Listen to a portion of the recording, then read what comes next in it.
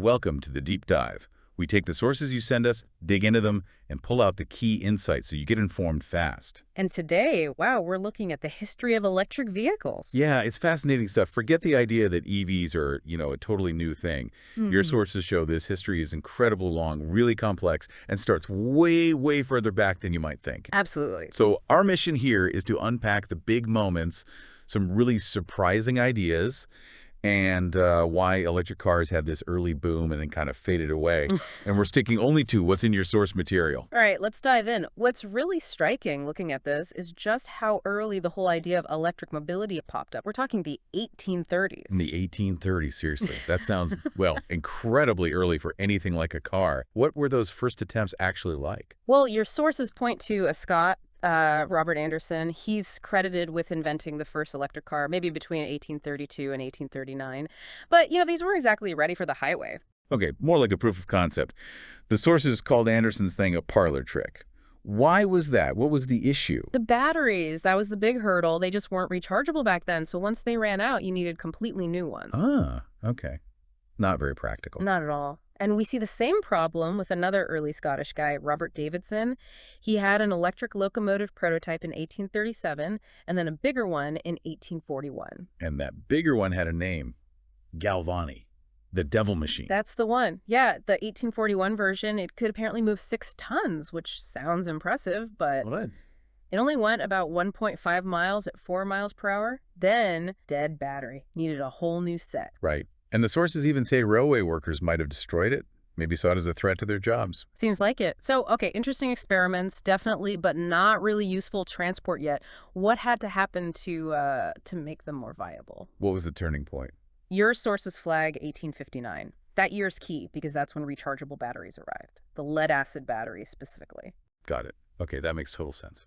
Rechargeable power suddenly makes it feasible. So building on that discovery, the 1880s, the sources described that decade as a real hotbed of experimentation. Oh, absolutely. Once you had rechargeable power, inventors everywhere started getting serious about EVs. You've got Gustave Trouvé in Paris, 1881, showing off an electric car with an improved Siemens motor. Siemens, wasn't he involved directly too? Yep, Werner von Siemens himself. He presented the Electromote, basically the world's first trolleybus in Berlin in 1882. And the sources also bring up Thomas Parker again in England. He was involved with electrifying the London Underground, right? That's him. And he apparently built a production electric car in 1884 using his own rechargeable batteries. Although it's interesting, the only documentation mentioned is a photo from 1895. Documentation gaps. Classic history problem. What about across the pond? In the U.S. Yeah, there's William Morrison, a Scot who'd moved to Iowa, interestingly. The sources say he applied for a patent in 1890. For a carriage he might have actually built as early as 1887. And it was seen in public. It was. Apparently it was in a Des Moines parade in 1888. Must have turned some heads. I bet. And your sources have some details on Morrison's car. They do. Front-wheel drive, 4 horsepower, top speed around 20 mile per hour, 24 battery cells. Needed a recharge every 50 miles or so? 50 miles. That's actually not terrible for the time. Right. It apparently caused quite a stir at the 1893 Chicago World's Fair, even though the sources say Morrison himself was maybe more interested in the batteries than, actually selling cars. Okay, so you've got all this activity bubbling up in the 1880s, which leads to a question the sources kind of grapple with. Who really built the first proper electric car? Yeah, it's not a simple answer, is it? The material highlights Andreas Flocken in Germany. He designed the Flocken Electrowagon in 1888. Electrowagon, okay. And some accounts in your sources see that as the first real electric car. Details are a bit sparse, but buggy style. 4 wheels, about a 0.7 kilowatt motor, and a battery weighing 100 kilograms. 100 kilos, wow. But hang on, you said Parker built a production car back in 1884. Exactly. So Flockens might be called the first 4-wheeled one, or maybe the first real one by some definition, but Parker was producing something earlier. Right, it just goes to show. Trying to definitively label something the absolute first is, well, it's often tricky. It really is. Okay, so putting aside the first debate, despite these early challenges, the sources make it clear that electric cars actually became pretty popular. Like really popular right around the turn of the 20th century. Yeah, this is where it gets genuinely surprising for many people. They weren't just some oddity. Electricity was actually one of the preferred ways to power a vehicle back then. Why, though? What was the big appeal compared to, say, a gasoline car? Your sources point to a few key things. They were quiet, really quiet compared to the noisy internal combustion engines. They didn't vibrate like crazy. And crucially, they were super easy to operate. Easy how? Well, no difficult hand cranking to get them started, which was a real chore with early gas cars. And maybe most importantly, no complex gear changes. You basically just steered and controlled the speed. Simple. Ah, I see. So compared to the primitive, often cantankerous gasoline cars of the day, electrics were just easier and more refined to drive. Precisely. Your sources say the electric fleet peaked around 1900, with maybe 30,000 vehicles on the roads. 30,000, that's significant. And not just personal cars, right? They were used commercially. Yes. Taxis. Electric taxis started popping up in Britain and the U.S. around 1897. Walter Bursey's electric cabs in London are mentioned as maybe the first self-propelled vehicles for hire anywhere. And New York City had them too. Something called the Electrobat. Right, a fleet based on the Electrobat Tensity design. Your sources mention this was partly funded by the Electric Storage Battery Company of Philadelphia. And the sources list a bunch of U.S. makers from that time. Anthony Electric, Baker, Columbia, Anderson, Edison, Riker, Milburn, Bailey Electric, Detroit Electric. Quite a few players. It was a real industry for a while, and again, the advantage they kept hammering home was quiet, smooth, no shifting gears. So, about that Electrobat. That name is just fantastic. The sources call it the first commercially viable EV effort. Tell us more about that. Yeah, great name. Developed by two guys in Philadelphia, Pedro Salom and Henry G. Morris. They got a patent in 1894. And what was their approach? They basically adapted technology that was already being used in battery-powered streetcars and boats. But the first version, according to the sources, was, well, a bit clunky. Really heavy, slow steel tires, like a trolley car almost. Had something like 1,600 pounds of batteries. Whoa. Okay, not exactly sporty, but they improved it. They did, and quickly. By 1896, the sources say they'd switched to pneumatic tires, used lighter materials. The later versions had two 1.1 kilowatt motors, could go about 25 miles on a charge, and hit 20 mile an hour, which for the mid-1890s wasn't bad at all. 20-mile ride. And they actually raced these things. They did. The sources mention this specifically. Electrobats and another electric car by Riker actually won a series of 5-mile sprint races against gasoline-powered Duriat cars in 1896. No way. So electric cars were actually faster, or at least competitive, in the early days. In certain conditions, yeah. These sprint races proved they could hold their own. So Morris and Salom, they saw the potential.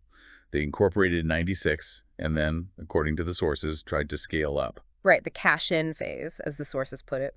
They started building electric hansom cabs specifically for New York City, aiming to replace the horse-drawn ones. And this led to the Electric Vehicle Company, EVC. Exactly.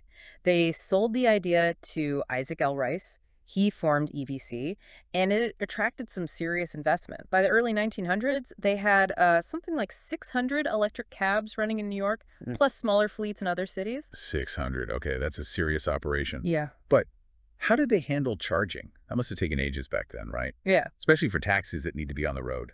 This is where it gets really clever.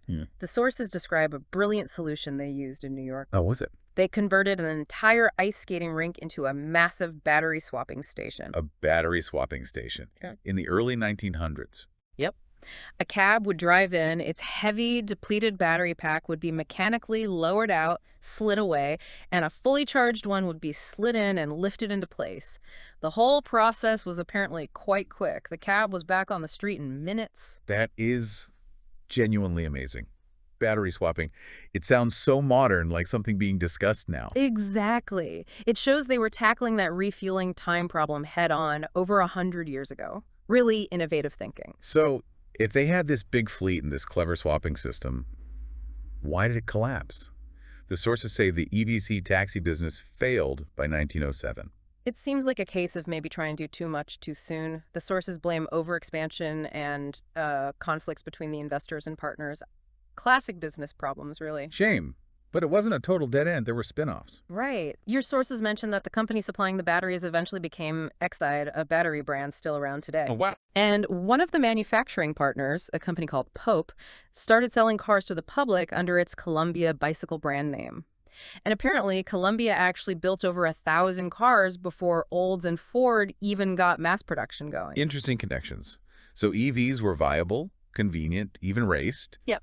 And the sources mention something else about their speed capabilities. Yeah, it's pretty surprising. They actually held the land speed record multiple times. Multiple times in the 19th century. That's right. The sources state electric cars held the land speed record 6 times back then. And the last one they mention is quite famous, isn't it? La Jamais Contente. La Jamais Contente, the Never Satisfied. A Belgian guy, Camille Janatzi, drove it in 1899. It was this wild torpedo-shaped thing. And what was special about its record? It was the very first land vehicle of any kind, electric, steam, gasoline, whatever, to officially break the 100 kilometers per hour barrier. Wow. So an electric car was the first to go over 100 kilometers, about 66 miles per hour. Yep. Reached 105.88 kilometers, to be precise. Shows the potential electric power had even then. Okay, so let's recap. They were popular, they were quiet, easy to drive, they held speed records. Given all that, why did they fall out of favor? What does the history tell us about their decline? Well, the sources basically say it came down to the rapid improvement and cost reduction of cars with internal combustion engines, IC cars. IC cars, so gasoline and diesel engines. Right. The big game changer was mass production. Henry Ford and the Model T get a lot of credit here.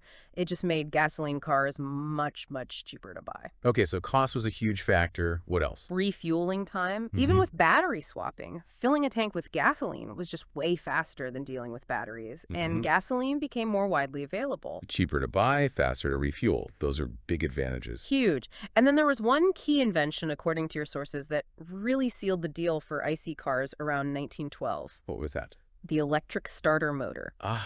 Getting rid of that awful, potentially arm-breaking hand crank to start the engine. Exactly.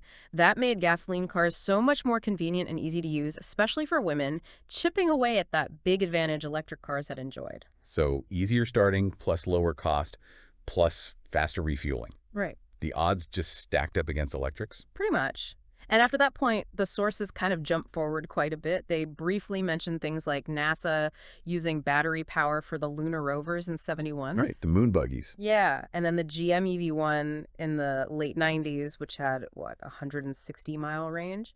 And then the Tesla Roadster in 2008. So it shows the idea never completely died, but it definitely took a backseat for, well, most of the 20th century as gasoline cars took over. Yeah, it became more niche or just paused, waiting for technology to catch up again. Okay, so bringing this all together, what does this deep dive into the history told by your sources mean for you listening right now, maybe thinking about the EVs on the road today? Well, I think if you connect these historical dots, it really shows that a lot of the big challenges and even the innovative ideas we talk about with modern EVs, they're not new. Things like battery range anxiety, the need for charging infrastructure, the cost compared to gasoline cars, even battery swapping. These are problems and solutions people were wrestling with over 100 years ago. So the core concept of electric drive isn't new at all.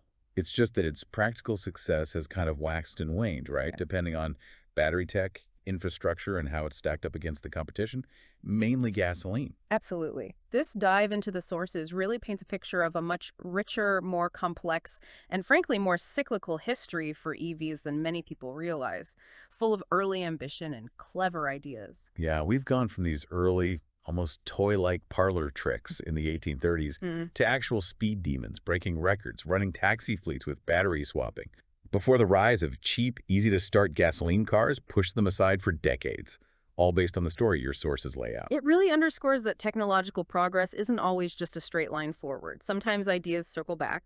Definitely. So here's a final thought for you to chew on.